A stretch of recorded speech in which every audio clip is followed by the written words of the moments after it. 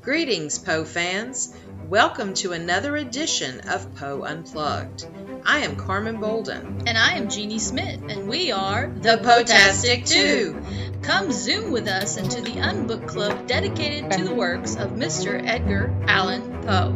Good evening, Poe fans, and welcome back to another Poe Unplugged. I am Jeanie Smith. And I am Carmen Bolden. And we are the Potastic Two. We're getting not bad. But anyway, yeah, We're not bad. Yeah, we're out of practice. So it's been a few weeks, just like we were talking earlier, since we've had our Poe Unplugged, and our Poe Unpluggers are back with us. Our alkalites, as we'll call them, our Polites. There we go. And tonight we're going to be discussing one of Edgar Allan Poe's, and keeping with the water theme that we had from last time, we are going to talk about The Descent into the Maelstrom. I always want to say The Descent into Madness. I'm like, no, that's something different.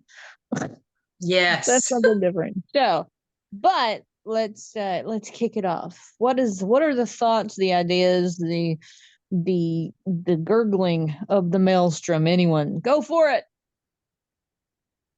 Come on.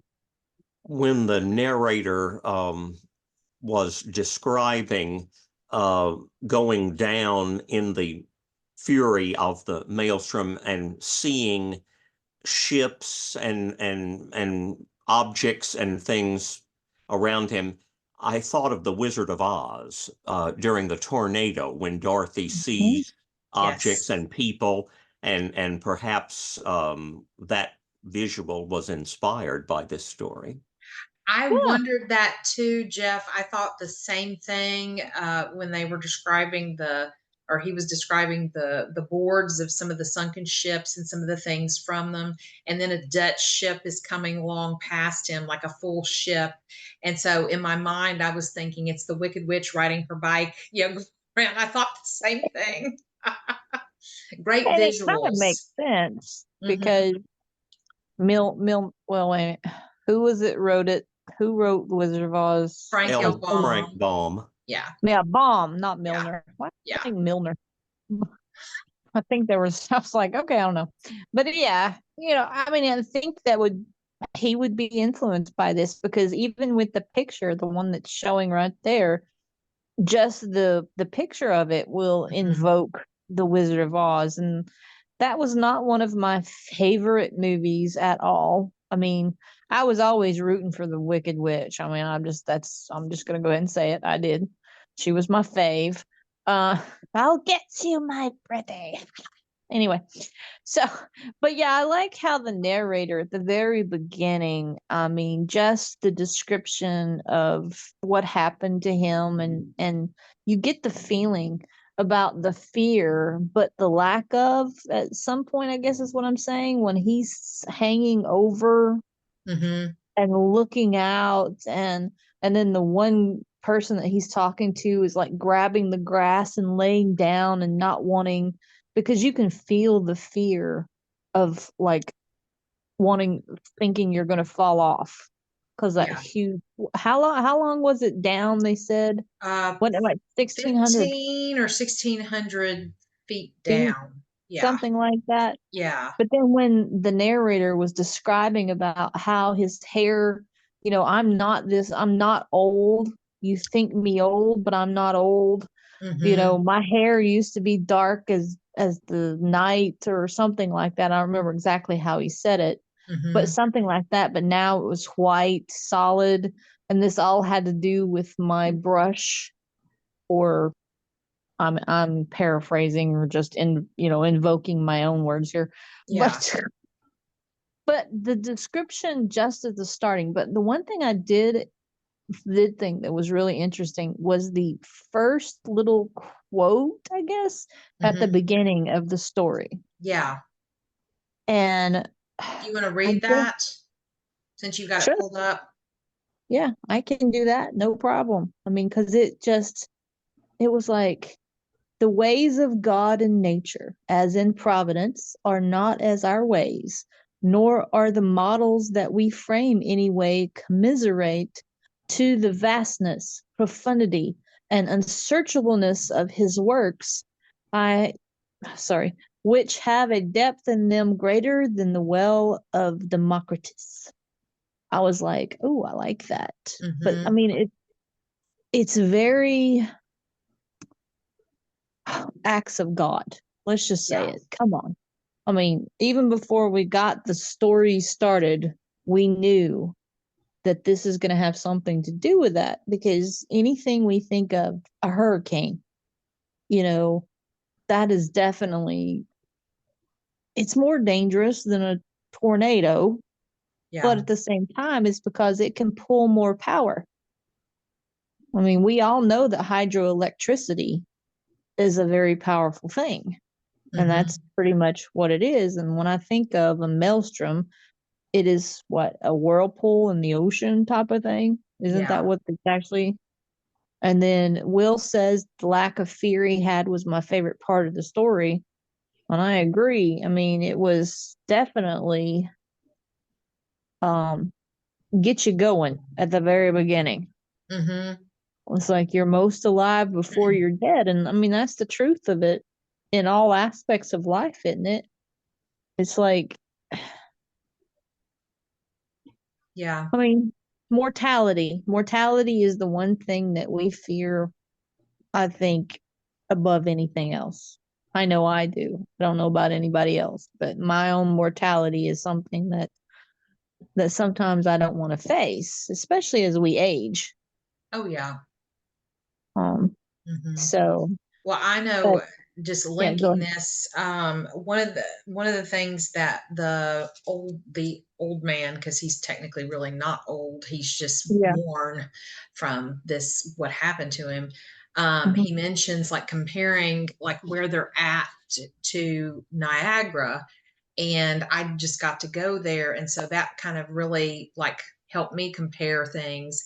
And we did the mist, the maiden in the mist boat tour, where you go like down into like right in front of the falls. And it was exhilarating. And they make you wear ponchos so you don't get so wet and everything. But when we were like really getting close, and the boat was rocking more and more, and when the narrator was, or the old man was talking about this story, I mean, it's totally not the same thing, but at the same time, it's that same effect. And so when I was rereading this afternoon, I was like, wow, that's just kind of cool. Cause I was a little bit nervous down there. Jeff was just like embracing the whole, thing, cause that's just our personalities. But I thought that was really cool that Poe mentioned Niagara in this story. Yeah, I mean, it would make perfect sense because Niagara is, this is just a little tidbit of trivia, anything, is the one wonder of the world that is always moving backwards. It's, it's going backwards. It loses like, I think it's 0.06 of an inch every year because of the weight of the water is eroding the back of where the falls are. So it's constantly moving backwards. And I mean, that just tells you, above all else, the power of water. Yes, and, absolutely. So it's, and fishermen. I mean, anybody that likes to watch, what's the, is it a Netflix or is it A&E or Discovery? The fishermen in the Alaska area, what are they called? Know. I kind of know what you're talking about, but I don't remember. Deadliest Catch. That's it. Yeah. What, I mean, I've only watched like one episode of that, and I'm like, are you kidding me? Just to go out and go fishing? Well, and that's what the old man and his two brothers were doing, using the watch to make sure that the slack time they got back beforehand, and they overshot their time and then realized the watch was broken. And to me, like when he's telling the tale, in some ways I felt like it was kind of like, how big is the fish that you've caught kind of story. with a little bit of, satire kind of at the end. But then at the same time, to me, it also was a story of science because of the old man, while he's in the maelstrom, is looking at how the objects are floating and being sucked down faster than others, finding, like, thinking logically instead of, how his older brother was feeling, and just totally gave in to the fear, and realized the cylindrical types of items were going down slower, which saved his life. And if the Yeah. brother had just listened to him, he might have been saved as well. Yeah. And I guess the one thing that I really get the most about this story is because in the time period that he's writing this is a very inundated area of the only ways to travel is over the seas. Yeah. If you want to go to the New World, if you want to go to anywhere else in the world, you have to only travel by boat, unless by land is, I think, the train. Yeah. So it's very interesting that you have to take warnings that if you do go on the water, it's a 50-50 shot you will survive and you'll live. Yeah. Especially during that time frame. Yeah. And it was just mostly, these were just wooden boats. These were not, these big ships like the Titanic when they were built or anything like. These were still just wooden boats. Now they were starting to build like the iron ships and stuff like that. I think the first iron ship was in the late 1850s, maybe, if I'm not mistaken. I have to look it up. Yeah. Yeah, it was either France or Spain, one of them, I believe. Mm-hmm. But yeah, so, and one thing that's very interesting is that Jules Verne actually mentions the Maelstrom in his book 20,000 Leagues Under the Sea. Mm-hmm. So he Yeah. gives a nod in his 1870 to Edgar Allan Poe. So Yeah. with the Which is descent cool. into the Maelstrom. So yeah, that's very cool. Yeah. Um, Other so thoughts from you guys? What else did y'all like, dislike? I think my favorite part of it, this is actually, I appreciated the story for what it was, the way he described, like, that front to the beginning scene when you guys were talking about him on the cliff. Amazing, amazingly written. Not my favorite story, though. It just didn't really do anything for me. I definitely get what you're saying, Carmen, with the scientific vibe. I was thinking that too.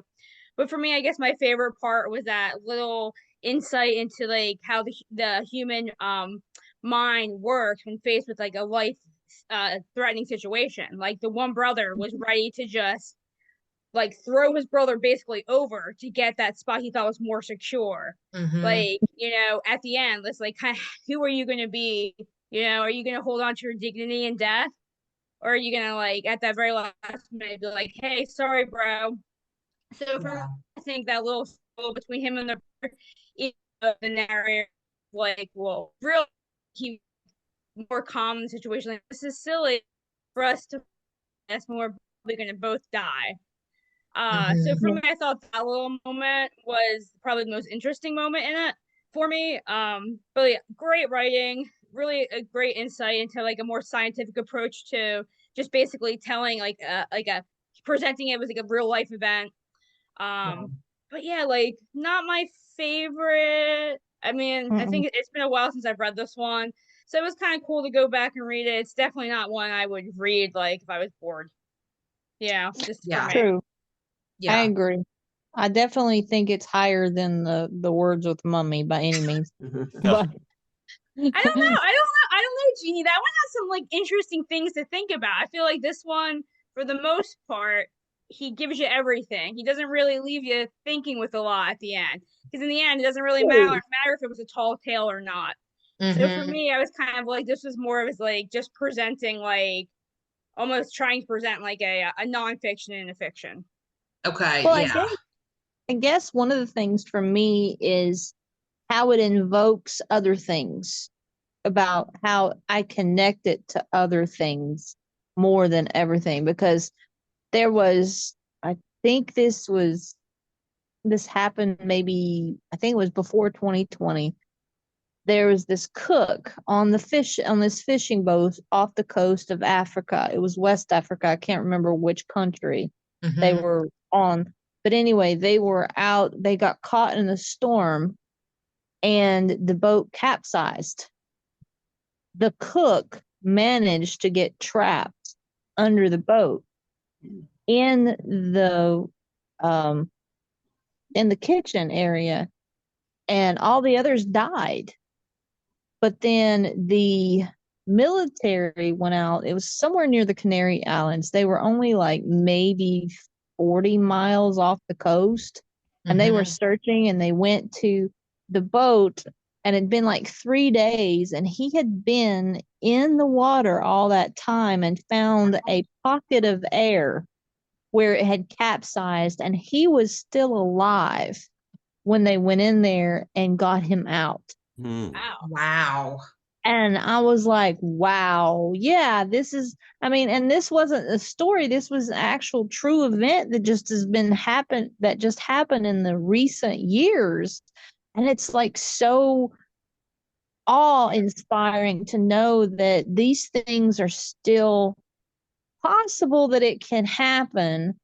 But the guy, I mean, you have to, can you imagine? He definitely was very, what did they call it? Not hypothermic. I think it was hyperthermic, one of the two. Okay. And everything, because he'd been in the water for so long. But can you imagine the survivor's guilt that he's going to have to live with, and the fear of going back on the water? Yeah. And so the stories like the descent into the Maelstrom and stuff, that's what invokes these types of things in me. Like when I can read a story and I can connect it to something else. And then and when you were talking, Holly, about, the wanting to, the brother, should I, throw him on, move him out of the way? And all I could think about was Titanic and throwing Kate off of the so Jack can crawl up on the I'm like, the floating door. Rose. Yeah. They both could have fit. I mean, Jack was pretty skinny, but okay. Like, scoot your skinny butt over and tear all, like whatever. But anyway, so things like that. And then okay, Will says an occurrence in nature feels like something from the realm of the unreal. Exactly. And that's one of the things. Anyone that has ever been in a natural disaster has something to where to me, it's otherworldly. Yeah. I mean, it's something to where the hand of God, you definitely can see in some instances that, wow. Yeah. I can honestly say I have experienced a blizzard. I have experienced a hurricane. I have experienced tornadoes. I've experienced earthquakes. So I'm like, okay, I'm the mudslide. Yeah, and she likes to watch airplane disaster stories. We're not going to digress, Jeanie, before she goes on a trip flying, and it's like we try to get her off the wing. Well, all I got to say about air disasters is most of the time that happens due to human error. True, very true. It's not really that's the hand not of God, natural, like you said. Yeah, to me that's just me trying to figure out, should I trust the person behind the wheel, kind of thing. Yeah, I really felt like in this story too there was some religious aspects, because he prayed before they were going into the worst part of the Maelstrom, and it's thundering outside, so this is really weird as we're talking about this. And then also the rainbow, and that's one of the reasons I chose this picture from the Poe Museum's website of this story. It's like I loved the whole weather aspects that Poe described in it, when the cloud, the hurricane was coming. The cloud opened up and it was, pitch black. They couldn't see each other. But then it was this dark blue, beautiful sky, or bright blue, beautiful sky, and a full moon. And it's like, could all of these things really be happening at one time? And it's like, that probably has not happened, but who knows, within the history of the world. But then this rainbow comes out, and it's like, kind of linking back to Moses is kind of what I was thinking. It's like, was Poe thinking about that when he added that in there? That was a great line. That kind of made me stop and was like, that was good. Like, when they said, like, that's what the muscled man called, like, how to get to heaven or whatever. That was whatever it was. It's a good line. Yeah. I thought that was really cool. Micah said some words with a maelstrom starring the Mummy is Jeannie's new favorite work.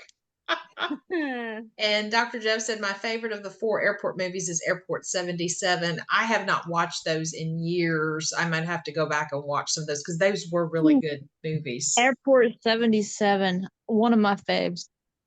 Oh yeah, it's so exciting and nerve-wracking. Yeah. Isn't that the one that Kate Jackson, is that the one that takes place? Okay, there was another one that Kate Jackson, who played Sabrina on Charlie's Angels, she was in one that came out not long after the Airport 77. It was in that same time frame, a few years later. This one went under the water. Right. And Christopher Lee is in it, and a lot of good actors. Mm-hmm. Yeah, that pretty much started my first of my first obsessions with airport movies was Airport 77. Oh my goodness. I can't help it. They're just, I mean, it's like the descent into the maelstrom. Anything that has to do with that type of, it has nothing to do with, how the old saying is you're attracted by the major train wreck because you want to see what happens type of thing. Mm-hmm. For me, it's more scientific. I just need to know. Yeah. I need to know the ins and the outs and the figuring out of it, that kind of thing, because like I said, I've been involved in so many different natural disasters. I mean, the first time I experienced a tornado, I was in first grade. I was at school when we were there, and I got interviewed. I hate to say it, but we make fun of these interviews now of people they pick out to put it. Back then it wasn't TV news reports; it was an actual newspaper, and I was 5 or 6 years old. I can't remember, and I got interviewed by a news reporter, and, and I can't help it. It is still. I was a smart ass back then, but I don't care. Had the nerve. He was going around asking about half a dozen kids in my class if we knew what a tornado was. And all I can remember just giving him, I mean, even have a picture of me in the newspaper. And the look on my face is one of those ones that I always wore in my class when one of my kids asked me one of the dumbest questions. Known to man. It was, I always told him there's no dumb questions, and I always think to myself, well, technically, they're not. There's not really dumb questions. They're more asinine, because you're trying to avoid what you want to say. But anyway, but just the look on my face and just describing what a tornado is to this kid, this man, and I'm thinking, all I want to say is, did you not go to school? Did you not learn how a tornado happened? That's kind of what I was thinking. I'm like, you're interviewing as first grader about how a tornado forms. Okay, watch Wizard of Oz. That's all I got to say. But anyway, but things like Dark Shadows and Charlie's Angels, Panic in the Skies. That's it right there. Thanks, Dr. Jeff. I was like, I knew there was one. Because the part of Dark Shadows, I talked to Jeff on email this afternoon. That's the part I'm at where Kate Jackson's character appears. I was going to say Kate Jackson was in Dark Shadows too. Yes. Yeah. She was one of my favorite. She was my favorite angel in Charlie's Angels. I love her. She doesn't come to the reunions, unfortunately. Oh, the festival. That's too she bad. never came. Yeah. That's too well, bad. I think she went to one event, but that was it. Okay. Yeah. Didn't she? I think she might have had there for a while. Wasn't she battling breast cancer? Yes, I think so. And Yes. And so I heart think problems during too. that time, Yeah.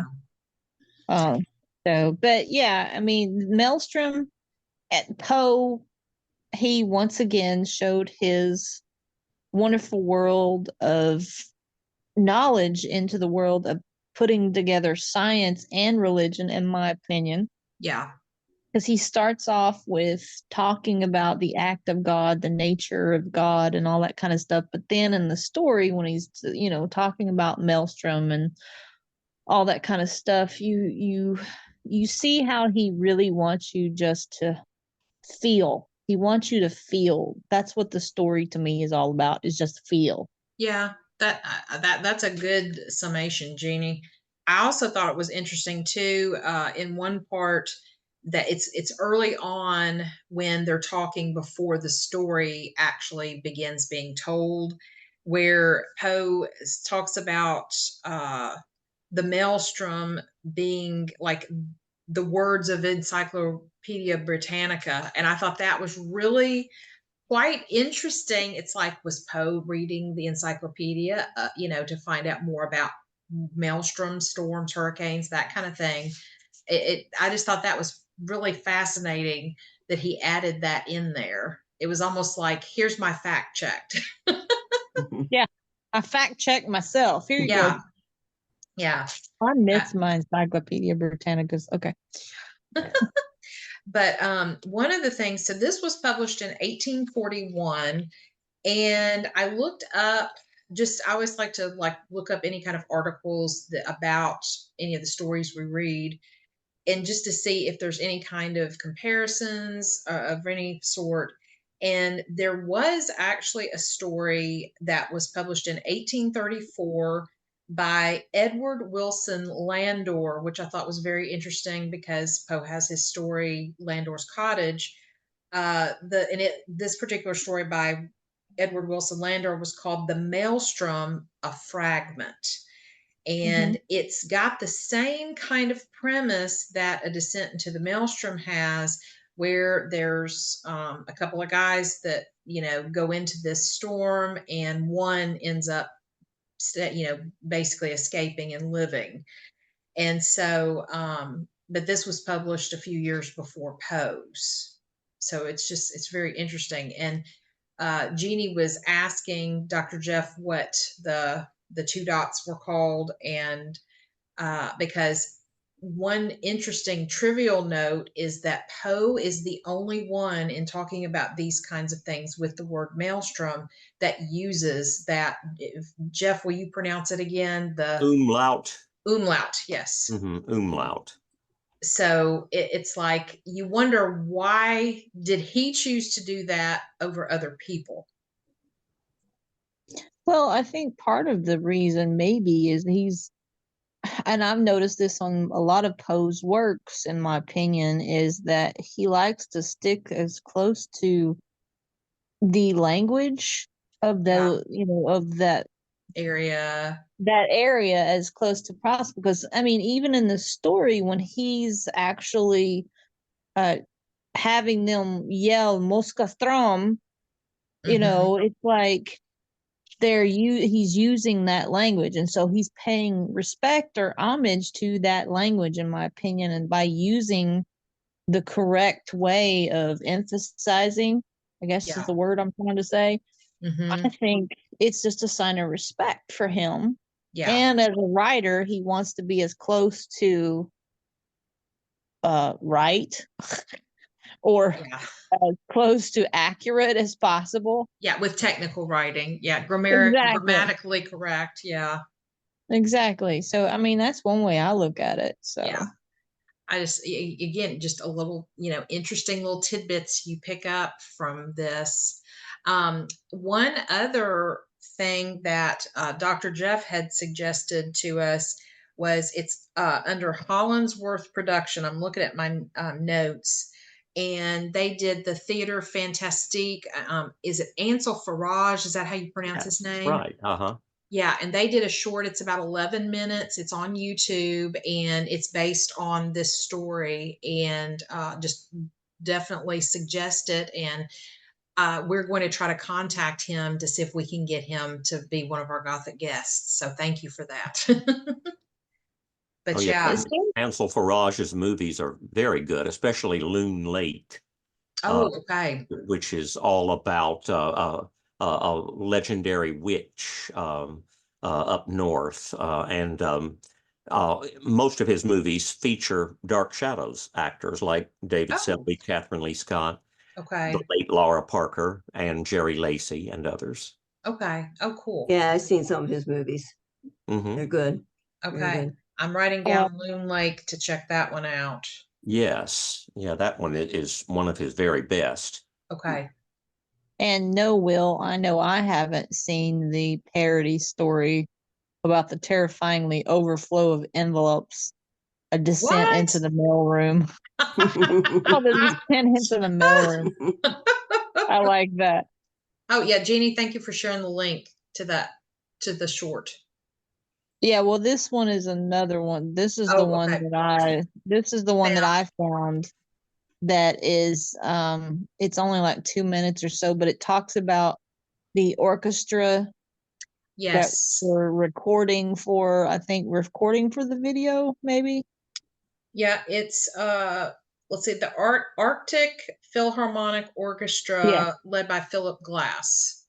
Yes, they did a very it talks about how they did a rendition about the descent into the Maelstrom. Yeah, and the piece is named after the actual short story. Yes, so it's very good, and they actually climbed the mountain where he starts the story at. So they actually, the whole orchestra climbs up there, and they play it for the people that's on the island of Lofton. I think that's how you pronounce it. Lofton, something like that. Lofton. I'm not. And again, I'm sure it's got that Norwegian or kind of spin on it. Yeah, I try not to. I don't want to sound like Klingon. Luften. Okay. Anyway, so but I thought that would be interesting if people want to check that out, because it's very interesting, the different sounds that, especially the instrumentals that people have dedicated to this. So I mean, it makes for a great. It reminds me a lot of Star Wars. How they interpret the stories using music, and I love how people use classical music and instruments to interpret stories. I mean, it makes sense to me that you could, like, I wish somebody, and then I probably have, I haven't looked it up, somebody has done a classical instrumental for the Telltale Heart. I need to look that up. So I just shared Hollinsworth Productions, so that's got all their videos on it. So if you need that link, you can find. I just looked at Loon Lake is listed on there, and then A Descent into the Maelstrom as well. Yeah. So other it is thoughts? Very interesting. Yeah. Other thoughts, things you like, didn't like. I will say that I do enjoy this story. It is not one of my favorites if you had to categorize them, but I do like. Probably the best part I like about it is the kind of like what Will said with the lack of fear. It's like they build up some fear at the beginning with standing right or laying down on the ground with that large, cliff, but then it's like, just having no fear, getting through this and thinking logically with that whole scientific aspect. And like whenever I'm talking with my students about different aspects of, you never know how you're going to react. You might think but until you're put into a situation, you don't know how you're really going to act. And so this was, I thought, really interesting, the way Poe had the two characters, the older brother and the young, the middle brother, definitely being totally different in their reactions to trying to survive the storm. And this may be my own weirdness coming out here, which we all know that that's me. But the one thing that popped into my head when I was reading about the three brothers and the Maelstrom and all this was the Deathly Hallows from Harry Potter. Mm. Okay. I mean, yeah. it just, because one had an invisibility cloak, one had, something else. And I was thinking, well, how did they decide who got what? Yeah. And what position were you going to be in to survive and all that kind of stuff. So it just was interesting to me, the ties that like I said at the very beginning, it always triggers me thinking of different stories or different things that can pop in, like Pirates of the Caribbean, at the end of the world, all that kind of stuff. So yeah. Well, and I think, isn't there a new Twister movie out? It kind of thought, yeah. Okay. Yeah, we won't talk about that.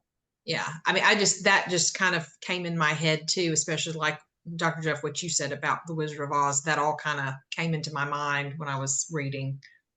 Oh yeah, thinking of Twister, cow. Oh look, another cow. No, I think that's the same cow.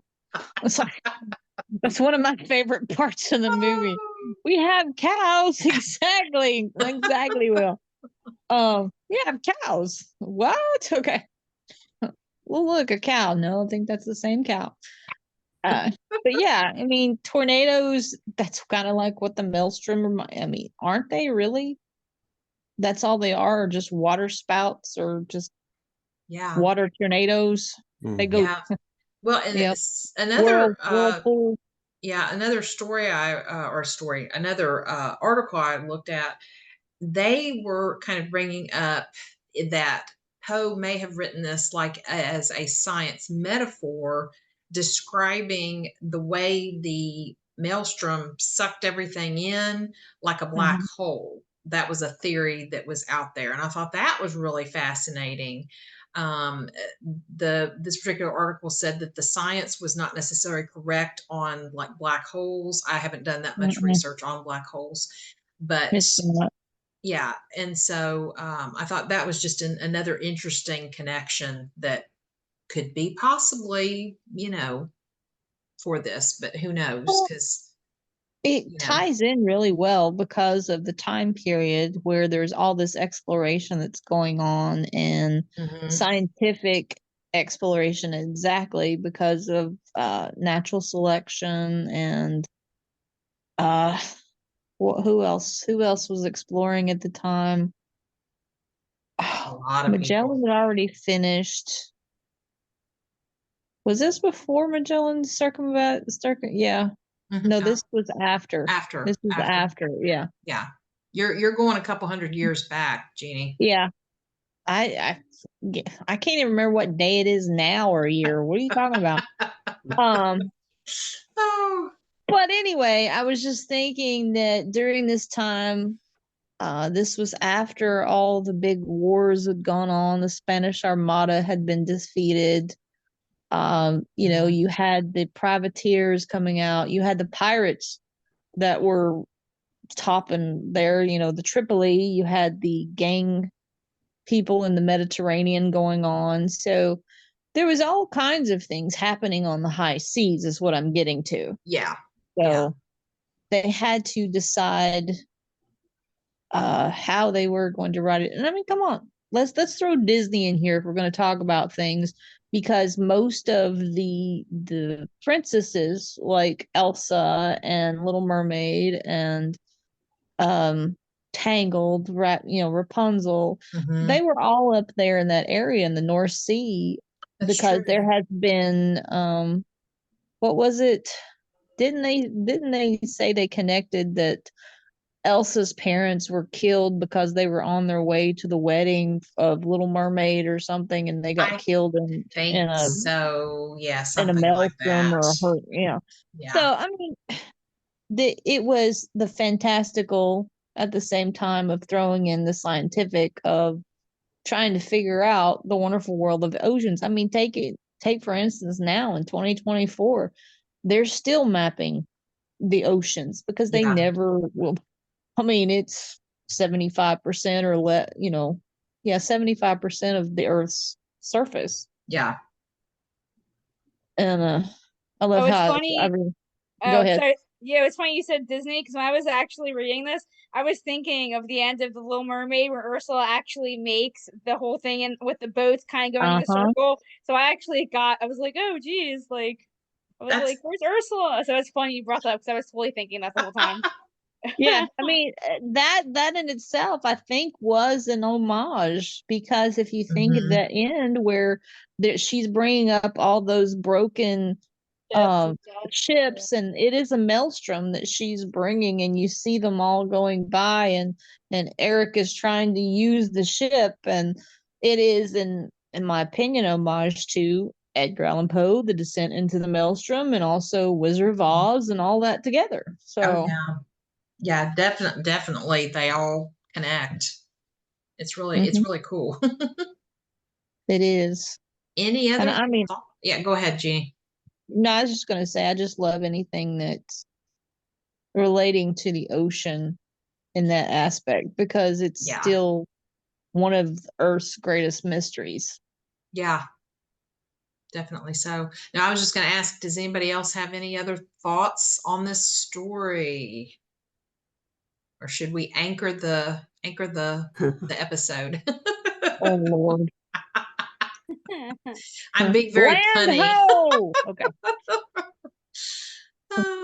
Yeah, I think we should anchor this one and walk the plank. We are done. But no sharks. No sharks. No sharks. No sharks. I was actually going to bring up a shark, because I saw an article, one of the oldest sharks, it's a Greenland shark. It's over 500 years old, and I'm like, that poor thing. Ooh. Leave her alone. Yeah. Oh my word. Yeah. So, but okay, yeah, no sharks. We've sank the boat. We've locked the plank. But we survived the maelstrom. Exactly. And we haven't found Davy Jones's locker yet. So we're good. Yes. And like everybody I think has said, having this like in June, it was like almost middle of June when we did our last one. I've missed you guys, and so I was really looking forward tonight. So we definitely need to keep our regular monthly schedule if at all possible. And that's on me. That's on me. That was all my fault. But next month, it will be the last Tuesday of the month, which is, I believe it should be 27th. August 27th. And we're going to be reading El Dorado. So I'm excited about that. I think there's more short stories than poems. I have never counted them up, or they may be about half and half. Yeah, I think they're about half and half. Yeah, and I think we read more stories than we do poems, but El Dorado is going to be a fun discussion, I think. Yeah, I think so. But that's because it's my favorite poem. Yes, it is. Do you guys have any suggestions going forward? Because we have not planned September yet. Anybody have a favorite or story or poem on your mind that you want to read? Wait a minute. Will, didn't you tell me you did El Dorado? Did you ever send me that? Didn't you say you did a reading of it? I did do a reading of it, yes. Oh, did you have it recorded? No. Or was it? No. Well, darn. I thought for sure you had it recorded. No, okay. That's all right. Well, I totally forgot about that. It may have been recorded. I don't think so, though. Okay. Would you mind if you do find out somebody recorded it? Would you mind sharing it? Well, the next reading is actually on Thursday, so I could just do it there. Oh, cool! Oh, yeah, that would be really cool, Will. That would be really cool, and we can show it that night on Poe Unplugged. So I'm down with that. Sure. Ooh, yeah, I might leave the room during the video presentation. But... Yeah, just hide your screen. Right. It's whatever. It's all good. All right. It's all right. It's all good. But yeah. But any ideas for September? Anyone? Well, and we will say so. August starts season 4. Yay! And so we're actually going to be doing a back to school special for Poe and talking about schools he attended. And that'll be our first episode for the season. And one other, where was I going with this? I don't remember. No idea. I lost my train of thought. But anyway, so I know what I was going to say. One thing that we do have planned, and we haven't chosen a month yet, we want to like advertise it early enough, but Jules Verne wrote a sequel to Arthur Gordon Pym, and so we want to do that with one of our Poe Unplugs, and take a break from Poe and do that. And so be thinking like how far in advance you want notice of it, and we'll plan ahead. So, because we'll pair that up with one of our science or science fiction episodes. Oh, Micah said, wait a minute. What was it? Micah said, hold on. If you'd like a post-themed close-up show over Zoom. Oh, yeah. Oh, Yes. okay. Yeah, we can do that too. Oh, that'd be fun. Awesome, Micah. Yeah, send us your ideas. Send us your ideas. Yeah. Yeah, That'd be awesome. Well, I think that we should talk about the Jules Verne novel fairly soon while Arthur Gordon Pym is still fresh on our minds. That's a great idea. That is a really good idea. Maybe we should do that for September. Yeah. Would that be enough time for everybody to read the sequel? I already read it, so I don't know if I'll reread it, but it's pretty fresh. Okay. Okay. What is the name of the sequel?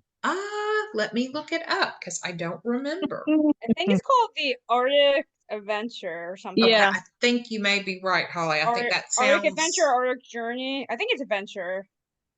Yeah.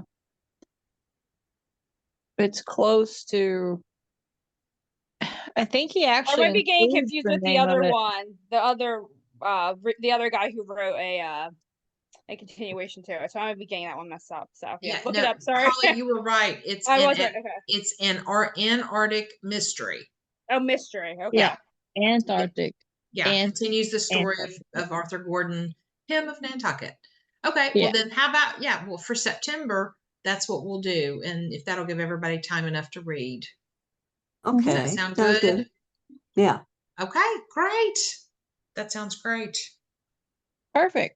And that way we can lead it into October, and then we can start planning things from there. Like Micah can do a Poe themed Zoom ideas for us, or whatever that might be. I don't know. Yes. Close-up show. There we go. Yes. I can't remember what he called it. Yeah. All right, good. So. All right. Well, anybody have any other thoughts before we anchor the episode? We're walking the plank right out of this show. Okay. Hoist the mast, mateys. Onward. Okay. All right. Well, it was great to see everybody, and look forward to next month with El Dorado. Okay. Woo-hoo! To Thanks the city for of joining, gold. guys. Bye. Bye. Bye. Bye. Bye. Bye.